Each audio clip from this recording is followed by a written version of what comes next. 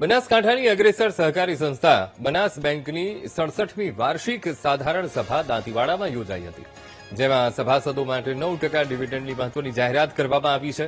આ પ્રસંગે બનાસ ડેરી અને બેંકના ચેરમેન શંકર ચૌધરીએ જણાવ્યું હતું કે બનાસ બેંકનું વાર્ષિક ટર્નઓવર ₹7,000 કરોડે પહોંચ્યું છે અને બેંકે ₹25 કરોડનો ચોખ્ખો નફો કર્યો છે, જ્યારે બેંકની કુલ ડિપોઝિટ વધીને ₹4,360 કરોડ થઈ છે. બેંકે ખેડૂતો, પશુપાલકો અને નાના વેપારીઓને ₹2,748 કરોડનું ધિરાણ પૂરું પાડ્યું છે, જેમાં 25,000 મહિલાઓને 0% વ્યાજે ₹100 કરોડની લોન આપી આર્થિક રીતે પગભર કરવામાં આવી છે.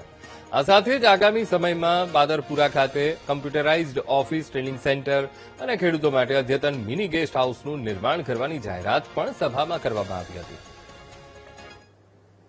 અમારી બેંકે 67 વર્ષમાં બેંકની ડિપોઝિટ 4350 કરોડ, બેંકનું ધિરાણ 2750 કરોડ અને જે લો કોસ્ટ ડિપોઝિટ છે એ પણ 2500 કરોડ ઉપર છે.